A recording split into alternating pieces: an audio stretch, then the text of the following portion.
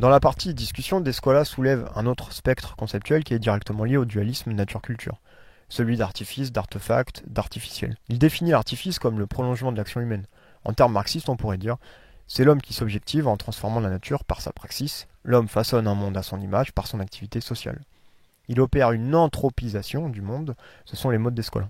La distinction moderne oppose donc ce qui est naturel, ce qui se fait par soi-même, et ce qui relève de l'intention humaine, d'une intervention extérieure, historiquement située, qui en l'absence de transmission culturelle ne pourrait exister. On retrouve ici l'éternelle opposition inné-acquis, hérédité, héritage, être et code. Or, du point de vue de Descola, cette découpe du réel est de moins en moins plausible, à l'image du caractère obsolète du dualisme nature-culture. L'artificialisation de la nature a paradoxalement rendu caduque le dualisme moderne en produisant de l'hybridation tout autour de nous. C'est le cas par exemple des plantes génétiquement modifiées, les fameuses OGM.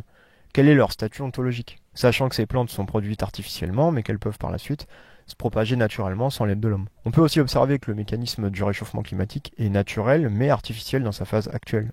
C'est l'homme qui précipite ce phénomène. Faut-il donc conserver la distinction naturelle-artificielle? Pour Descola, c'est non. Il propose plutôt de restituer la complexité que nous impose le réel en connectant. Il faut échapper à ces contradictions peu productives. Les OGM sont à cette image des objets hybrides à la fois naturels et artificiels.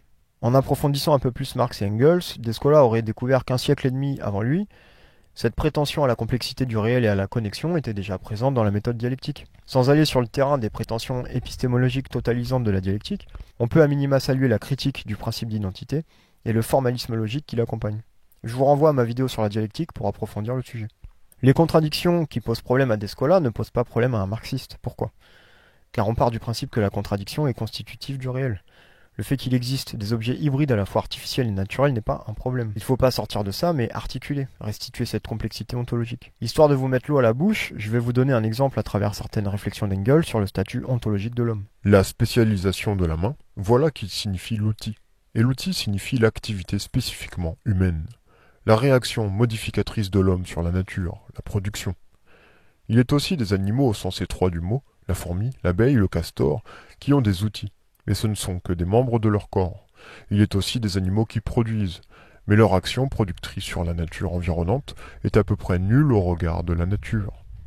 Seul l'homme est parvenu à imprimer son sceau à la nature, non seulement en déplaçant le monde végétal et animal, mais aussi en transformant l'aspect, le climat de sa résidence, voire les animaux et les plantes, et cela à un point tel que les conséquences de son activité ne peuvent disparaître qu'avec le dépérissement général de la Terre. Avec l'homme, nous entrons dans l'histoire. Les animaux aussi ont une histoire, celle de leur descendance et de leur développement progressif jusqu'à leur état actuel. Mais cette histoire, ils ne la font pas, et dans la mesure où ils y participent, c'est sans qu'ils le sachent ni le veuillent.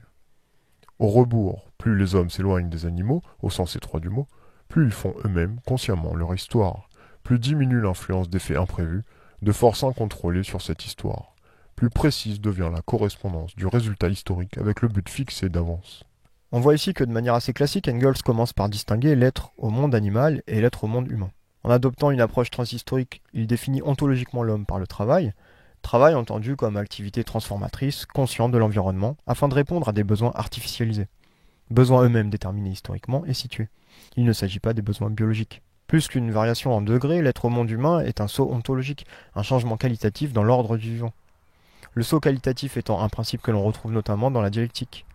Là aussi, je vous renvoie à ma vidéo sur le sujet. Par suite, Engels va rompre avec cette vision dichotomique et proposer un dépassement. Ce dépassement n'est pas une proposition centrale dans la pensée marxiste, mais il apparaît ici et là. Et c'est logique puisqu'Engels cherche à adopter une vision globale du réel. On va pas se mentir, Engels reste un homme de son temps, il a un pied dans l'évolutionnisme et la modernité, notamment sous l'influence des travaux de Lewis Morgan. Mais dans le même temps, il y a en germe et de manière éparse la négation de cet héritage dans ses propres écrits. Depuis les énormes progrès de la science de la nature au cours de ce siècle, nous sommes de plus en plus à même de connaître aussi les conséquences naturelles lointaines, tout au moins de nos actions les plus courantes dans le domaine de la production, et par suite, d'apprendre à les maîtriser. Mais plus il en sera ainsi, plus les hommes non seulement sentiront, mais sauront à nouveau qu'ils ne font qu'un avec la nature, et plus deviendra impossible cette idée absurde et contre nature d'une opposition entre l'esprit et la matière, l'homme et la nature, l'âme et le corps, idée qui s'est répandue en Europe depuis le déclin de l'Antiquité classique et qui a connu avec le christianisme son développement le plus élevé. Et ainsi les faits nous rappellent à chaque pas que nous ne régnons nullement sur la nature comme un conquérant règne sur un peuple étranger, comme quelqu'un qui serait en dehors de la nature, mais que nous lui appartenons avec notre chair, notre sang, notre cerveau, que nous sommes dans son sein et que toute notre domination sur elle réside dans l'avantage que nous avons sur l'ensemble des autres créatures, de connaître ses lois et de pouvoir nous en servir judicieusement. On voit bien à travers cette citation que c'est un peu facile de réduire les deux barbus à une vision moderne classique, celle du dualisme nature-culture. Le dualisme est présent, mais dans le même temps appelé à être dépassé.